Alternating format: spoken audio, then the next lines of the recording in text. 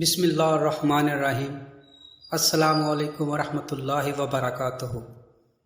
میرے دوستو، ہماری آج کی ویڈیو کا موضوع ہے تعمیر کعبۃ اللہ۔ دوستو، خانہ کعبہ کو اللہ کا گھر یعنی بیت اللہ کے نام سے بھی جانا جاتا ہے، اور یہ مقام مسلمانوں کے لیے انتہائی تعظیم اور تکریم کا حامل ہے۔ میرے دوستو، کرۂ ارض پر عبادت کے لیے سب سے پہلا گھر جو بنایا گیا وہ کعبۃ اللہ ہے۔ کیا آپ جانتے ہیں کہ اللہ کا گھر زمین پر کب اور کیسے تعمیر کیا گیا؟ اور جب بیت اللہ اس جگہ پر موجود نہیں تھا تو اس وقت اس کی جگہ کیا تھا؟ سب سے پہلے کس نے اس گھر کو تعمیر کیا اور اس کا طواف کیا؟ کس کس انبیاء کرام نے خانہ کعبہ کو تعمیر کیا؟ اور آج تک کتنی مرتبہ کعبہ کی تعمیر کی گئی ہے؟ یاد رہے کہ اللہ کے اس گھر کے ساتھ بہت سے معجزات اور بہت سے حقائق جڑے ہوئے ہیں۔ آج ہم خانہ کعبہ کے بارے میں آپ کو ایسے حقائق سے آگاہ کریں گے کہ جن کے بارے میں بہت کم لوگ جانتے ہیں۔ ان حقائق اور معجزات کے ساتھ ساتھ ہم آپ کو یہ بھی بتائیں گے کہ خانہ کعبہ کی تعمیر کتنی مرتبہ کی گئی اور کس کس انبیاء علیہ السلام نے اس کی تعمیر کی۔ پیارے دوستوں، مشہور یہ ہے کہ اسے 5 مرتبہ تعمیر کیا گیا۔ پہلی بار اسے فرشتوں نے تعمیر کیا، دوسری بار حضرت آدم علیہ السلام نے تعمیر کیا، تیسری مرتبہ حضرت ابراہیم علیہ السلام نے، چوتھی مرتبہ قریش نے دور جاہلیت میں بنایا۔ اس موقع پر نبی کریم صلی اللہ علیہ وسلم بھی موجود تھے اور اس وقت آپ کی عمر 25 سال تھی۔ 5ویں مرتبہ حضرت عبداللہ بن زبیر نے تعمیر کیا تھا۔ میرے دوستوں، خانہ کعبہ جس طرح آج ہمیں نظر آتا ہے یہ ویسا نہیں ہے جو حضرت ابراہیم علیہ السلام اور حضرت اسماعیل علیہ السلام کے دور میں تعمیر ہوا تھا۔ میرے دوستوں، سب سے پہلے بیت اللہ شریف کی تعمیر کی سعادت فرشتوں نے حاصل کی۔ امام زین العابدین سے ایک آدمی نے پوچھا کہ بیت اللہ کا طواف کب سے ہو رہا ہے؟ آپ رضی اللہ تعالیٰ عنہ نے فرمایا، اللہ تعالیٰ نے فرشتوں کو زمین پر اپنا خلیفہ بنانے کے بارے میں اطلاع دی تو انہوں نے عرض کیا، کیا ہم آپ کی تسبیح و تحلیل کرنے والے نہیں ہیں؟ اور آپ ایک ایسے بشر کو خلیفہ بنانے جا رہے ہیں جو زمین میں فساد پھیلائے گا اور خون بہائے گا۔ تو اللہ تعالیٰ نے فرمایا، جو میں جانتا ہوں وہ تم نہیں جانتے۔ پیارے دوستوں، فرشتوں کو اپنی عرض پر نہایت ہی شرمندگی ہوئی۔ انہوں نے حالت زاری میں عرش الہی کا 3 دفعہ طواف کیا اور اللہ تعالیٰ نے ان پر خصوصی رحمت کرتے ہوئے عرش کے نیچے بیت المعمور بنا کر فرمایا، تم اس کا طواف کیا کرو۔ اور اس کا ہر روز 70,000 فرشتے طواف کرتے ہیں کہ ایک دفعہ طواف کرنے والے دوبارہ نہیں آتے۔ اس کے بعد فرشتوں سے فرمایا، اب تم زمین پر جاؤ اور اس کی مثل اور مقدار کے مطابق زمین پر میرا گھر بناؤ۔ اس طرح سب سے پہلے بیت اللہ شریف یعنی خانہ کعبہ کی تعمیر فرشتوں نے کی۔ پیارے دوستوں، فرشتوں کی تعمیر کے بعد پھر حضرت آدم علیہ السلام کو اللہ تعالیٰ نے حکم دیا کہ زمین پر میرا گھر تیار کرو اور اس کے گرد طواف کرو اور مجھے یاد کرو، جس طرح فرشتوں کو میرے عرش کے ارد گرد طواف کرتے ہوئے آپ نے دیکھا تھا۔ پیارے دوستوں، جب سیدہ حاجرہ علیہ السلام کے ہاں اسماعیل علیہ السلام پیدا ہوئے تو سیدہ سارہ علیہ السلام کو بہت غیرت محسوس ہوئی۔ انہوں نے سیدنا ابراہیم علیہ السلام سے مطالبہ کیا کہ یہ مجھے نظر نہ آئے۔ سیدنا ابراہیم علیہ السلام حضرت حاجرہ علیہ السلام اور ان کے بچے کو لے کر چل پڑے اور انہیں وہاں ٹھہرایا جہاں آج مکہ مکرمہ ہے۔ حضرت ابراہیم علیہ السلام بعد میں انہیں ملنے اور خبر گیری کرنے جایا کرتے تھے۔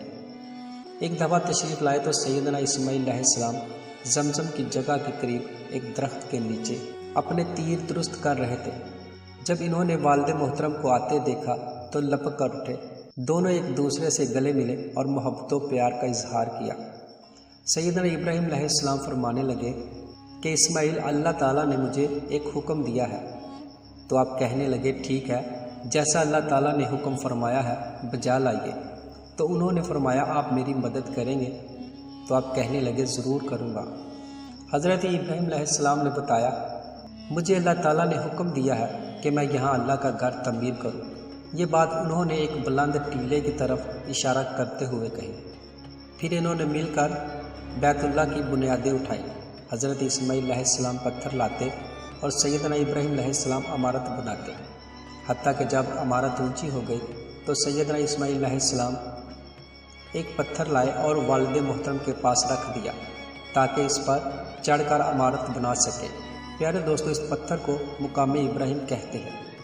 حضرت اسماعیل علیہ السلام انہیں پتھر پکڑاتے اور وہ دونوں تعمیر کے وقت بیت اللہ کے ارد گرد گھومتے ہوئے یہ دعا پڑھتے تھے، کیا ہمارے پروردگار یہ کام ہماری طرف سے قبول فرما، یقیناً تو خوب سننے اور جاننے والا ہے۔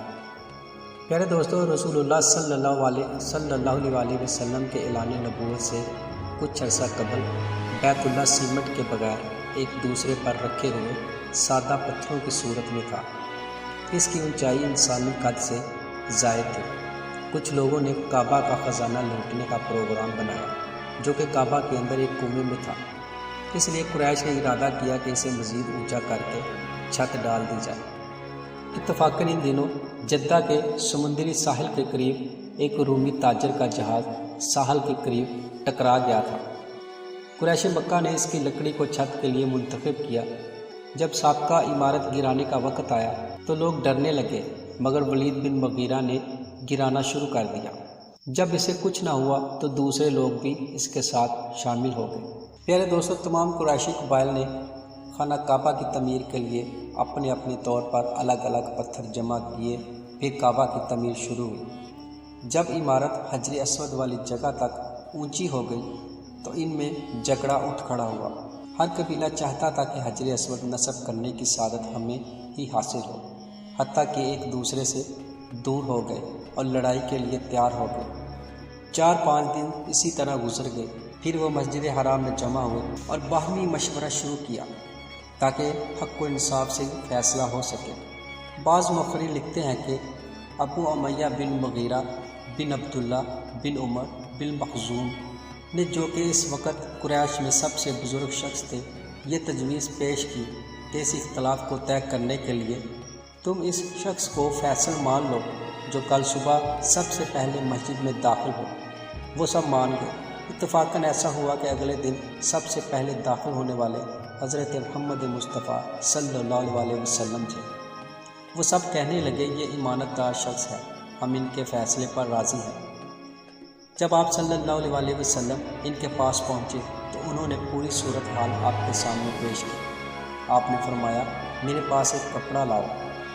جب کپڑا لایا گیا تو آپ صلی اللہ علیہ وسلم نے اپنے دست مبارک سے حجر اسود اس میں رکھ دیا۔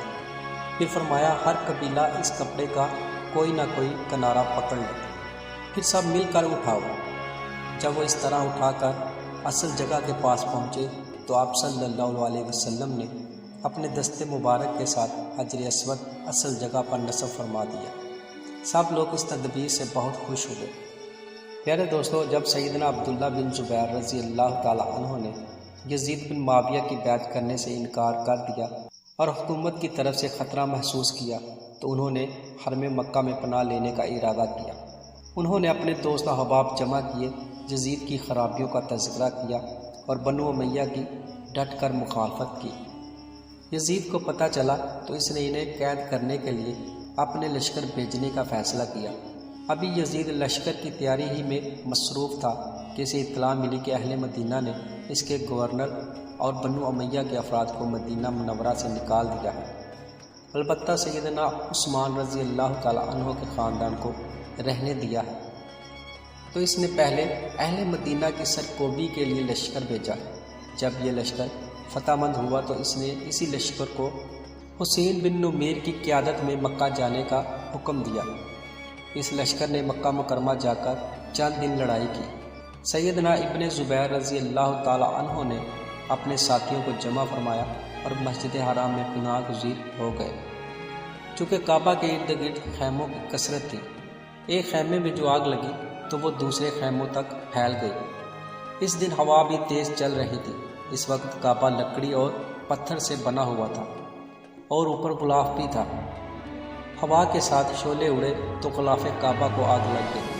آگ ایسی بڑی کہ غلاف کے ساتھ لکڑی بھی جو کہ پتھر کے درمیان تھی سب جل گئی۔ اس طرح بیت اللہ کی دیواریں کمزور ہو گئی، حتیٰ کہ اوپر سے پتھر گرنے لگے۔ اگر کوئی کبوتر بھی کعبہ کی عمارت پر آ بیٹھتا تو پتھر گرنے لگتے۔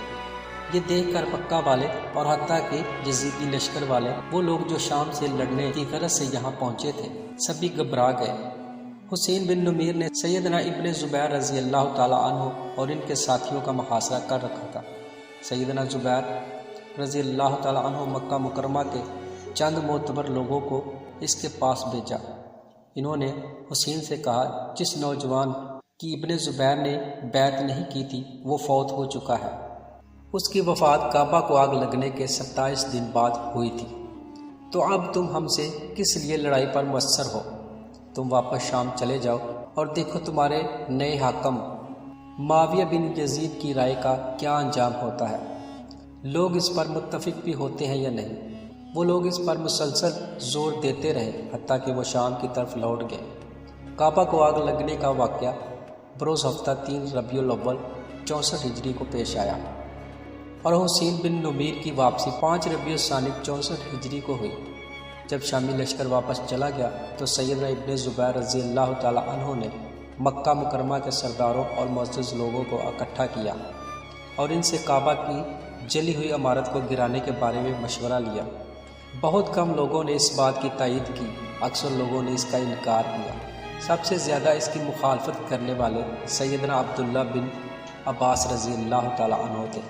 انہوں نے فرمایا، کعبہ کو اسی حالت پر رہنے دو جس حالت میں رسول اکرم صلی اللہ علیہ وسلم چھوڑ گئے ہیں، ورنہ مجھے خطرہ ہے تمہارے بعد آنے والے حکمران اسے گراتے بناتے رہیں گے، جس سے اس کا احترام غارت ہو جائے گا، لیکن ہاں اس کو مرمت وغیرہ کر دو۔ ابن زبیر رضی اللہ تعالیٰ عنہ نے فرمایا، اللہ کی قسم تم میں سے کوئی بھی یہ بات پسند نہیں کرتا کہ اپنے ماں باپ کے گھر کو صاف پیوند لگاتا رہے، تو میں کیسے بیت اللہ کو صاف پیوند لگانے پر اتفاق کر لوں، جبکہ میں دیکھ رہا ہوں کہ اس کی دیواریں اوپر سے نیچے تک ہل رہی ہیں اور کبوتر بیٹھنے سے بھی اس کے پتھر گرتے ہیں۔ پھر کچھ دن تو ابن زبیر رضی اللہ تعالیٰ عنہ انتظار اور مشورہ فرماتے رہے۔ آخر انہوں نے کعبہ کی اس عمارت کو گرانے کا فیصلہ کر لیا۔ نیز وہ چاہتے تھے کہ بیت اللہ کو اصل ابراہیمی بنیادوں پر تعمیر کرے، جیسا کہ صحیح میں سیدہ عائشہ رضی اللہ تعالیٰ عنہ سے مروی ہے کہ رسول اللہ صلی اللہ علیہ وسلم نے مجھ سے فرمایا، عائشہ تجھے علم نہیں کہ جب تیری قوم نے کعبہ بنایا تھا تو وہ بیت اللہ کو مکمل ابراہیمی بنیادوں پر نہیں بنا سکے، بلکہ انہوں نے کچھ حصہ کم کر دیا تھا۔ میں نے کہا، اے اللہ کے رسول، تو آپ اسے دوبارہ ابراہیمی بنیادوں کے مطابق کیوں نہیں بنا دیتے؟ رسول اللہ صلی اللہ علیہ وسلم نے فرمایا، ابھی تیری قوم کے لوگ نئے مسلمان ہوئے ہیں، اگر ان کے مرتد ہونے کا خطرہ نہ ہوتا تو میں ایسا کر گزرتا۔ سیدنا ابن عمر رضی اللہ تعالیٰ عنہ فرمایا کرتے تھے، میرا خیال ہے کہ رسول اللہ صلی اللہ علیہ وسلم نے حتیم والی جگہ کے دونوں کونوں کو اس لیے ہاتھ نہیں لگایا تھا کہ وہ صحیح ابراہیمی بنیادوں پر نہیں۔ سیدہ عائشہ رضی اللہ تعالیٰ عنہ فرماتی ہیں، میں نے نبی کریم صلی اللہ علیہ وسلم سے پوچھا، کیا وجہ ہے کہ بیت اللہ کا دروازہ اونچا لگایا گیا ہے؟ آپ نے فرمایا، تیری قوم کا مقصد یہ تھا کہ جسے چاہیں بیت اللہ میں داخل ہونے دے اور جسے چاہیں روک دے۔ ایک اور حدیث میں ہے کہ اگر یہ بات نہ ہوتی کہ قریش ابھی اسلام میں داخل ہوئے ہیں تو میں کعبہ کو گرا کر دوبارہ بناتا اور اس میں 2 دروازے لگا دیتا، ایک سے لوگ داخل ہوتے اور دوسرے سے باہر نکلتے۔ چنانچہ سیدنا ابن زبیر رضی اللہ تعالیٰ عنہ نے یہ کام کر دیا۔ انہوں نے کعبہ کی جلی ہوئی عمارت گرا کر اصل ابراہیمی بنیاد کے مطابق بنا دیا، جبکہ قریش نے حلال مال کی کمی کی وجہ سے کچھ کم کر دیا تھا۔ سیدنا ابن زبیر رضی اللہ تعالیٰ عنہ نے حتیم کو بیت اللہ میں داخل کر دیا اور 2 دروازے لگا دیے، ایک مشرق کی جانب اور دوسرا مغرب کی جانب۔ جب عبداللہ بن زبیر رضی اللہ تعالیٰ عنہ کعبہ کی تعمیر سے فارغ ہوئے تو انہوں نے کعبے کو نیچے سے اوپر تک، اندر سے باہر تک خوشبو لگائی، کباتی کپڑے کا نیا غلاف چڑھایا اور فرمایا، جس شخص پر میری اطاعت ضروری ہے، جس نے میری بیعت کر رکھی ہے اور تنعیم سے احرام باندھ کر بیت اللہ کا عمرہ کرے، پھر جو شخص وسط رکھتا ہے وہ اونٹ ذبح کرے اور جو اونٹ ذبح نہیں کر سکتا وہ بکری ذبح کرے۔ پھر آپ پیدل چلے، لوگ بھی آپ کے ساتھ پیدل چلنے لگے، حتیٰ کہ سب نے تنعیم سے احرام باندھ کر عمرہ کیا۔ مقصد اللہ تعالیٰ کا شکر ادا کرنا تھا۔ اس دن سے زیادہ کبھی غلام آزاد ہوئے نہ اونٹ اور بکریاں ذبح ہوئے، اور نہ اس دن سے بڑھ کر کبھی صدقہ کیا گیا۔ سیدنا ابن زبیر رضی اللہ تعالیٰ عنہ نے خود 100 اونٹ ذبح کیے۔ پھر جب طواف کیا تو 4 کونوں کو ہاتھ لگایا اور فرمایا، رسول اللہ صلی اللہ علیہ وسلم نے ان 2 شمالی اور مغربی کونوں کو اس لیے ہاتھ نہیں لگایا تھا کہ اس وقت بیت اللہ مکمل نہیں تھا۔ اس کے بعد بیت اللہ اسی حالت پر رہا۔ جب کوئی شخص طواف کرتا تو 4 کونوں کو ہاتھ لگاتا اور مشرقی دروازے سے بیت اللہ میں داخل ہو کر مغربی دروازے سے نکل جاتا۔ دروازے زمین پر تھے، حتیٰ کہ سیدنا ابن زبیر رضی اللہ تعالیٰ عنہ شہید کر دیے گئے۔ حجاج مکہ میں داخل ہوا، اس نے خلیفہ عبد المالک بن مروان کو ابن زبیر رضی اللہ تعالیٰ عنہ کی تعمیر کا سارا واقعہ لکھا۔ عبد المالک نے جواب میں لکھا، مغربی دروازے جسے ابن زبیر نے بنایا ہے بند کر دو، اور جو بیت اللہ کی عمارت میں حجر کی جانب اضافہ کیا ہے وہ بھی گرا دو۔ حجاز نے 6 ہاتھ اور ایک بلشت تقریباً 10 فٹ حجر کی طرف سے عمارت گرا دی اور پہلی طرح کا غلاف چڑھا دیا، باقی میں کوئی تبدیلی نہیں کی۔ بعد میں عبد المالک کو حضرت عائشہ رضی اللہ تعالیٰ عنہ کی حدیث پہنچی تو اسے اپنے حکم پر بہت افسوس ہوا، لیکن اس نے بیت اللہ کو اسی طرح رہنے دیا، اس میں کوئی اضافہ نہ کیا۔ جب ولید بن عبد المالک کی خلافت کا دور آیا تو اس نے مکہ مکرمہ کے گورنر خالد کسری کو 36,000 دینار بیچے۔ اس نے کعبہ کے دروازے پر نالے اور اندرونی ستونوں وغیرہ پر سونے کی پتریں چڑھا دی۔ اسلامی تاریخ میں ولید بن عبد المالک وہ پہلے خلیفہ ہیں جنہوں نے بیت اللہ میں سونے کا کام کرایا۔ پیارے دوستوں، کہا جاتا ہے کہ سردار عبد المطلب کے دور میں ایک عظیم الشان واقعہ رونما ہوا، جسے قرآن مجید نے بھی بیان کر کے تاریخ میں زندہ رکھا ہے۔ یہ واقعہ ہاتھی والوں کا واقعہ ہے۔ بات یوں ہوئی کہ یمن کا بادشاہ ابرہا حبشی نے سنا شہر میں ایک گرجا تعمیر کیا جسے کلیس کہا جانے لگا۔ مقصد یہ تھا کہ عربی لوگ حج کرنے کے لیے کعبہ کے بجائے یہاں آئے۔ عربوں کو اس پر بہت طیش آیا۔ ایک کنانی آدمی نے اس گرجے میں گندگی کر دی۔ ابرہا کو پتہ چلا تو اس نے غضبناک ہو کر قسم اٹھائی کہ میں بیت اللہ کو گرا کر دم لوں گا۔ پھر اس نے حبشیوں کو تیاری کا حکم دیا اور ہاتھی لے کر مکہ کی طرف چل پڑا۔ جب ابرہا طائف کے راستے میں مغامس مقام پر آیا تو اس نے اسود بنی مقصود حبشی کو چند سوار دے کر مکہ کی طرف بھیجا۔ اس نے تہامہ کے علاقے میں قریشی اور دوسرے لوگوں میں لوٹ مار کی، حتیٰ کہ وہ عبد المطلب بن ہاشم کے 200 اونٹ بھی لے گیا۔ عبد المطلب ہی ان دنوں قریش کے بڑے اور سردار تھے۔ پہلے تو قریش، کنانہ اور حزین کے قبائل نے اس کا مقابلہ کرنے کی ٹھانی، مگر جلد ہی انہیں پتہ چل گیا کہ وہ اس کا مقابلہ نہیں کر سکتے، لہٰذا وہ چپ ہو گئے۔ ابرہا نے حناطہ خمیری کو مکہ بھیجا کہ جا کر اس شہر کے سردار سے ملو اور اسے میری طرف سے پیغام دو کہ میں اس سے لڑنے نہیں آیا، تو میں صرف بیت اللہ کو ڈھانے آیا ہوں۔ اگر تم رکاوٹ نہ بنو تو مجھے خون ریزی کی ضرورت نہیں۔ اگر سردار جنگ نہ چاہتا ہو تو اسے میرے پاس لے آؤ۔ جب حنطہ مکہ پہنچا تو اس نے پوچھا، شہر کا سردار کون ہے؟ اسے بتایا گیا کہ مکہ کے سردار عبد المطلب بن ہاشم ہیں۔ وہ ان کے پاس آیا اور اسے ابرہا کا پیغام پہنچایا۔ عبد المطلب کہنے لگا، اللہ کی قسم، ہم اس سے لڑنا نہیں چاہتے، نہ ہمیں اتنی طاقت حاصل ہے۔ یہ اللہ تعالیٰ کا قابل احترام گھر ہے جسے خلیل اللہ حضرت ابراہیم علیہ السلام نے بنایا تھا۔ اگر اللہ تعالیٰ نے اس گھر کو بچانا چاہا تو بچا لے گا۔ یہ اس کا گھر ہے اور حرم ہے، اور اگر اللہ تعالیٰ نے اسے نہ روکا تو ہمیں اتنی طاقت نہیں کہ ہم اسے روک سکیں۔ حنطہ کہنے لگا، آپ میرے ساتھ بادشاہ کے پاس چلیں، اس نے آپ کو بلایا ہے۔ حضرت عبد المطلب انتہائی خوبصورت اور عظیم قد کاٹ کے مالک تھے۔ جب ابرہا نے انہیں دیکھا تو ان کا نہایت احترام کیا اور مناسب نہ سمجھا کہ ان کو اپنے سے نیچے بٹھائے۔ وہ یہ بھی نہیں چاہتا تھا کہ حبشی لوگ انہیں اس کے تخت کے برابر بیٹھا دیکھے، اس لیے وہ خود تخت سے نیچے اتر آیا اور چٹائی پر بیٹھ گیا اور ان کو بھی اپنے ساتھ بٹھا لیا۔ پھر اپنے ترجمان سے کہنے لگا، ان سے پوچھو کیسے آئے ہیں۔ ترجمان نے یہ بات ان سے کہی تو وہ کہنے لگے، میرا مقصد یہ ہے کہ بادشاہ میرے 200 اونٹ واپس کر دے۔ ترجمان نے یہ بات بادشاہ کو کہہ دی۔ ابرہا کہنے لگا، اس سے کہو کہ میں نے جب تمہیں دیکھا تو بہت عظیم سمجھا، مگر تم نے بہت معمولی بات کی ہے۔ تم اپنے 200 اونٹوں کی بات کرتے ہو مگر تمہیں اس گھر کی فکر نہیں جو تمہارے اور تمہارے آباء و اجداد کے دین کی بنیاد ہے۔ میں اس گھر کو گرانے آیا ہوں، تمہیں اس کی کوئی فکر نہیں۔